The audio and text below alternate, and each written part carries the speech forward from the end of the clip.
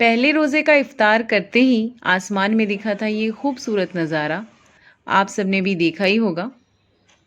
Hello everyone and welcome to launching goodness.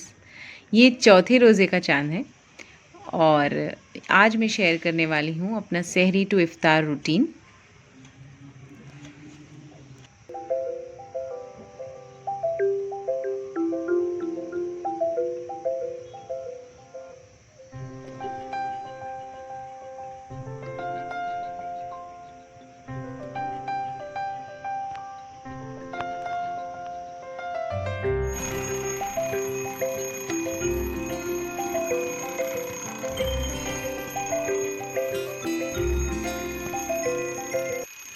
तो last Ramzan preparation वाले vlog में मैंने शेयर किया था ये न्यू एडिशन मेरे घर पे, ये अलार्म क्लॉक, और ये बहुत हेल्पफुल है मुझे सुबह 4 बजे उठाने में। और सुबह सबसे पहले ये मेरी सेहरी है। मैं पहले अपने थायरॉयड टैबलेट्स ले लेती हूँ और मैंने डीमार्ट वाले व्लॉग में भी शेयर किया था कि मैं पहले सुबह में रात में चिया सीड्स फुला देती हूँ और सुबह लेती हूँ। उसके बाद कभी 2 बनानाज़ और खजूर ले लेती हूँ और फिर मैं बना लेती हूँ मेरे हस्बैंड और मेरी डॉटर के लिए सेहरी। जो सबका एक जैसा मन नहीं होता है खाने का, सब मॉर्निंग में अलग-अलग खाते हैं। तो मैं 4:30 बजे तक आफ़िया को और मेरे हस्बैंड को उठा देती हूँ।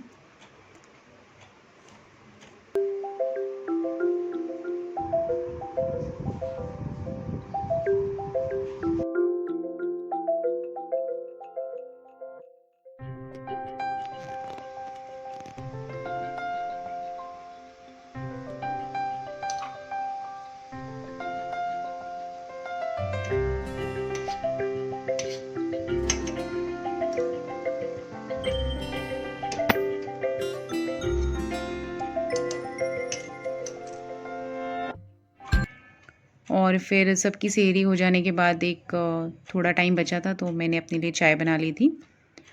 और कभी ग्रीन टी, कभी कॉफ़ी, कभी चाय, ऐसा फ़िक्स नहीं है कि मैं चाय ही लूँगी।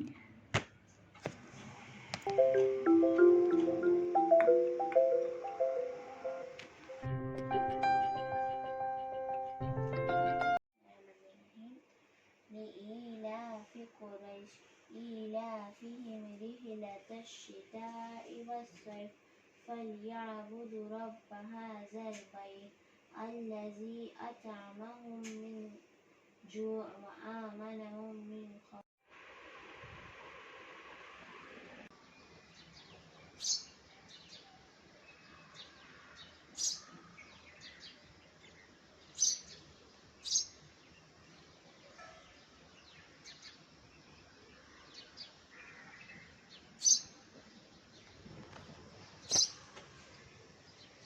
और सुबह सेहरी, नमाज़ और इबादत के बाद अब आफ़िया की स्कूल की बारी आती है और मैं उसे स्कूल बस तक छोड़ के आती हूँ और फिर थोड़ी देर बाद आलिया की बारी आती है। आज मेरा एग्जाम है तो मैं स्कूल जा रही हूँ। अच्छा, all the best Alia. Thank you मामा। तो बच्चों को स्कूल छोड़ने के बाद मैं किचन समेट के अपने इफ्तार का प्रिपरेशंस कर रही थी और उसके लिए मैं भिगो रही थी यहाँ चने। और चनों के साथ साथ आज मैं भिगोने वाली हूँ चना दाल और मसूर दाल, क्योंकि आज मैं अपनी मदर इन लॉ का सिखाया हुआ भजिया बनाने वाली हूँ। और देखिए, जब हमारी ना शादी हुई थी ना, तो करीब 15 साल होने वाले अभी। और इनफैक्ट आप 8-9 साल भी पीछे चले जाएंगे ना, तब हमारे पास स्मार्टफोन्स नहीं हुआ करते थे और एक रेसिपी के लिए ना हम जैसे आज सर्च कर लेते और बना लेते हैं, उतना इजी नहीं था। हमारी कुकिंग, हमने जो भी ऑथेंटिक कुकिंग सीखी थी वो mothers and mother in laws से थी और उनकी कुकिंग की क्या ही बात है। और मेरी मदर इन लॉ ये भजिए बहुत अच्छा बनाती हैं, चना दाल और मसूर दाल की, और साथ ही साथ उनकी टमाटर की चटनी भी बहुत अच्छी रहती है। वो देसी स्टाइल में कूट के बनाती हैं। तो आज मैं आपके साथ वो भी शेयर करूँगी, भजिया और चटनी। तो यहाँ मैं पहले सब भिगो लेती हूँ, उसके बाद ये टाइम होता है मेरा नैप का, क्योंकि आफ़िया और आलिया दोनों ही नहीं रहती हैं, अभी स्कूल जाती हैं। और अभी कुकिंग का भी कोई लोड नहीं रहता है लंच का, क्योंकि सब रोज़ा हैं। तो आलिया के लिए मैं थोड़ा कुछ बना लेती हूँ। फिर उसके बाद आलिया को मैं पिक करने जाती हूँ। तब तक देखिए ये अच्छा फूल गया था 2 घंटे में। और साथ ही साथ दोपहर में ही ना मैं ये इंस्टेंट फालूदा मिक्स बना रही थी। मैं डीमार्ट से लाई थी। इसमें कुछ नहीं करना है, बस आपको 1 लीटर बॉयल करना है मिल्क, और उसमें इन पैकेट के सारे इंग्रेडिएंट्स उसमें बस डाल देने हैं, और ऊपर से शुगर कुछ भी नहीं डालना है। आपका दिल चाहे तो आप ड्राई फ्रूट्स डाल सकते हैं। बस इसमें इसको इंग्रेडिएंट्स को डाल के फिर आपको इसे थोड़ा गाढ़ा होने तक पकाना है, और इसको फिर मैं थोड़ा ठंडा करके फिर फ्रिज में रख दूँगी, ताकि इफ़्तार के टाइम ये ठंडा ठंडा अच्छा हो जाए। और ऐसे कुछ प्रिपरेशंस ना अगर आप कर लेते हो पहले ही, तो इफ़्तार के टाइम ईज़ी हो जाता है। जैसे अभी मैं भजिए अगर इफ़्तार से पहले ही बनाऊँगी गरम-गरम, तो अभी मैं उसकी चटनी प्रिपेयर कर ले रही हूँ, और उसके लिए मैंने 2 टमाटर और कुछ मिर्ची को भूनने रखा है। और इसी तरह उसको थोड़ा-सा सब तरफ से सेक लूँगी टमाटर को, जब तक कि जैसे उसका छिलका आप देख रहे हैं उतर रहा है। इतना जब वो इतना सिक जाएगा, तब थोड़ा लहसुन और ये मिर्ची और नमक और थोड़ी धनिया पत्ती, अच्छी 1 मुट्ठी धनिया पत्ती डाल के इसे मैं कूट लूँगी। ये देसी स्टाइल में बनेगा।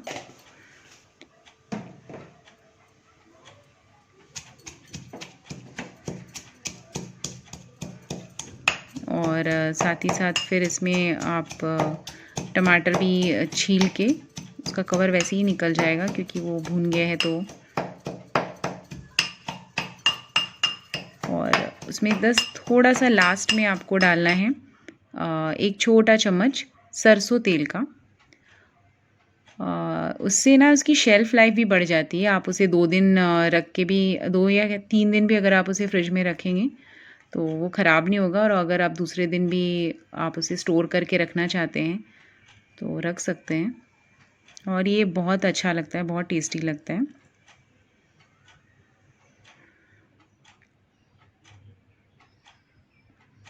छोटा चम्मच 1 सरसों तेल का आप डाल दीजिए, तो ये आराम से 2-3 दिन इसका शेल्फ़ लाइफ बढ़ जाएगा, इसका कलर भी नहीं चेंज होगा।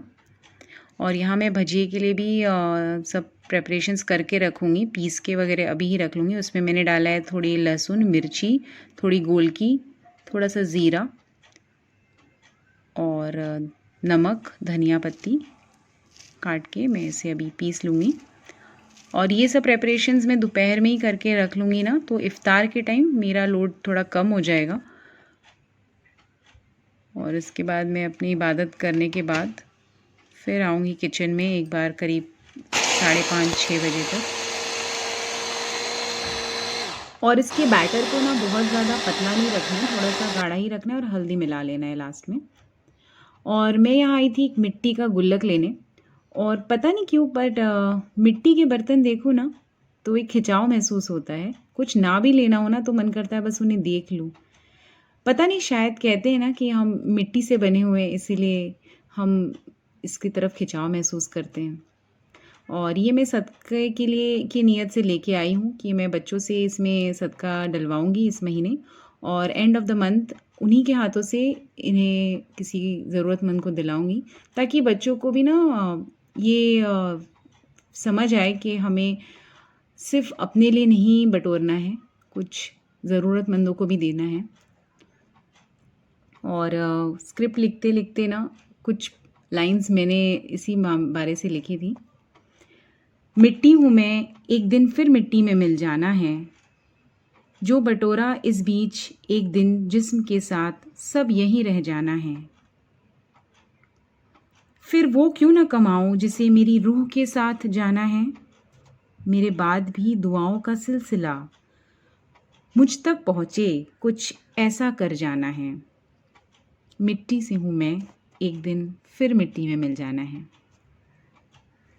तो मैं फिर आ गई थी किचन में, और यहाँ पे ना मैं अपना चाट मसाला अपने बॉक्स में खाली कर रही थी, चाट मसाले के बॉक्स में। तो यहाँ पे एक हैक या ट्रिक मैं आपको बता देती हूँ कि आप जब भी ऐसी कोई भी चीज़ आप एम्प्टी करें और आपको लगता है कि आप ना, कभी-कभी हम यूज़ करते हैं और फिर उसके बाद बहुत दिनों तक पड़ा रहता है, तो जब हम उसे वापस यूज़ करने जाते हैं तो हम थोड़ा डाउटफुल होते हैं कि पता नहीं एक्सपायर्ड है, नहीं है। तो जो एक्सपायरी डेट होता है ना, उतना पोर्शन आप काट लीजिए और उसी बॉक्स में उसे डाल दीजिए। तो जब भी आपको ऐसा डाउट आए तो आप उसे खोल के देख सकते हैं कि उसका एक्सपायरी डेट है कि नहीं। और यहाँ पे मैं चने उबाल रही थी और चने भी उबल गए हैं, और अभी मैं ये सारे कटिंग्स वाले काम कर लूँगी, जैसे प्याज चॉप करना हो, खीरा या कोई भी ऐसी जो चीज़ें चॉप करके रखना है या फ्रूट्स कट करके फ्रिज में रखने हैं, तो इतना कर लूँगी मैं। ये दोपहर में ही सब कर लेती हूँ।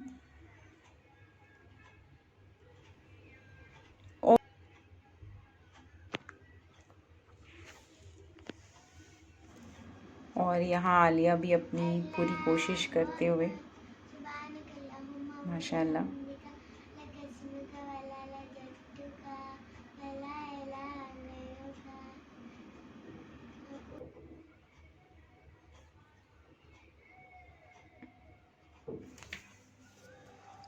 और फिर बस इफ़्तार से आधा घंटे पहले मैं आके यहाँ गरम गरम भजिए बनाती हूँ, और मैं इसे डीप फ्राई नहीं कर रही हूँ, शैलो फ्राई कर रही हूँ, जितना कम से कम तेल में कर सकूँ।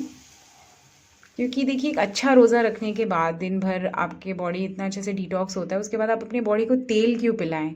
आप जितना हो सके फ्रेश फ्रूट्स लें, जूसेस लें और नारियल पानी लें। और ठीक है, कभी कभार आप अपने मनपसंद फ्राइड आइटम्स भी ले सकते हैं, बट फिर ये अपनी अपनी चॉइस है। किसी को डेली खाना है तो ये उनकी चॉइस है। और पर हम लेडीज़ को क्या है ना, सिर्फ अपने पति के दिल के सेहत का ख्याल नहीं रखना है, साथ ही साथ पॉकेट को गर्म करते बिल का भी। तो इस तरह से आप अपने बजट को मैनेज कर सकते हैं। ऑयली खाने से अच्छा आप फ्रेश फ्रूट्स में ज़्यादा इन्वेस्ट कर सकते हैं। और यहाँ मैं अपने भजिए और चटनी को बस अब निकाल रही थी। और साथ ही साथ इफ़्तार के टाइम 3 नारियल पानी भी हम लेते हैं। इसी टाइम इसको खाली करके पहले वो ही पी लेते हैं, इफ़्तार जैसे ही करते हैं तो।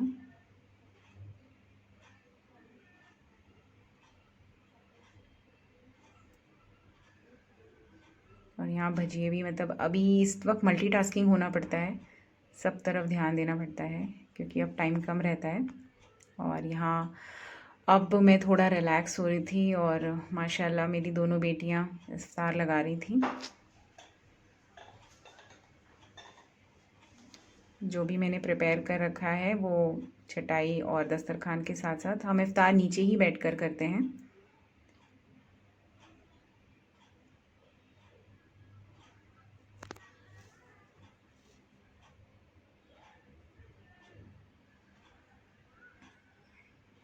और साथ ही साथ सबकी अलग अलग फरमाइश होती है, किसी को वाटरमेलन जूस, किसी को माल्टे का, तो किसी को अनार का, तो किसी को संतरे का। तो आफिया के लिए बन रहा था वाटरमेलन, आलिया के लिए मौसम्बी का, और मेरे हस्बैंड के लिए अनार का, और मेरे लिए बन रहा था माल्टे का। और इस तरह से फ्रेश फ्रूट्स और फ्रेश जूसेस की बात अलग है। इनमें मैं बस अपने लिए मैं पुदीना डालती हूँ, नींबू और पुदीना, और बच्चों के इसमें थोड़ा काला नमक और चाट मसाला, और बस रेडी है फिर।